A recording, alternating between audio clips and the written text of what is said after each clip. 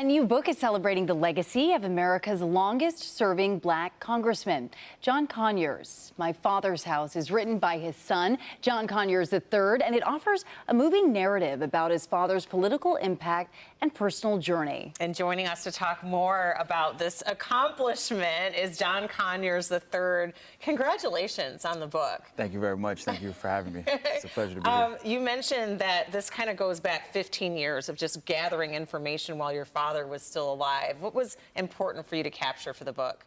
Well, it was important when you see how the legacies of Martin Luther King, Malcolm X, JFK, RFK, the first one, kind of take a different shape than what they actually believed or get distilled into one thing. It was important for me and for our family to set the tone of how my father would be remembered. And you talked about bridging the gap because your dad was there for everything.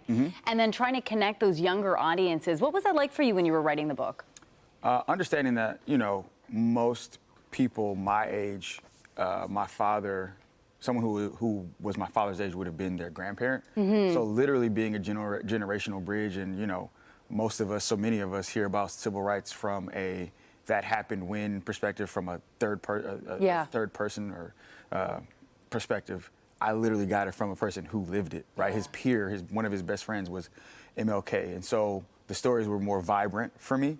And so trying to connect that and help folks understand that it really wasn't that long ago, and kind of close that gap. Well, your father, I had the honor of sitting down with him for hours for an interview while he was still living, and he would point out to me all the laws that he helped write.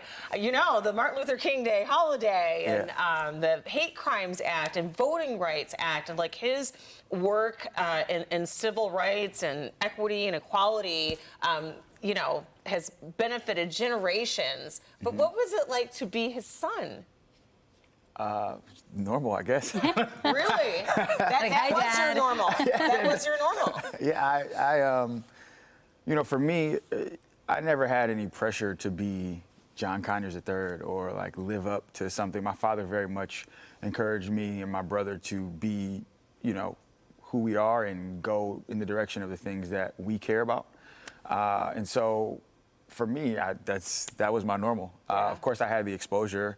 And I never, you know, took this for granted because I also had the exposure of my mother's side of the family that lived in a different part of town. And so I always understood my privilege in these two worlds. But as it relates to following in his footsteps or running for office, that was never pressed upon you. Never. What do you want people to take away from the book?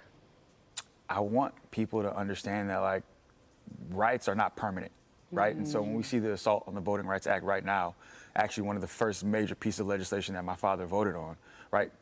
He didn't leave me a lot of money, so the rights that we all have, that was my inheritance, and those things are like being whittled away. So it's important to understand that, like, none of this stuff is permanent. We have to continue fighting for them to maintain and then go further. That's the takeaway from the book, and understand that the history that we talk about really isn't that long ago. Right. Yeah, it's not that long ago. And of course, when we know our history, then we might not repeat some of the mistakes. Hey, there you go. I got you. Well, congratulations on the so book. much. I definitely look forward to reading it, and it's not easy to put a lifetime of work on paper like that. So congratulations. Thank you very much. Appreciate you coming in. I appreciate you both for having me. Thank you. We'll be right back. Yeah.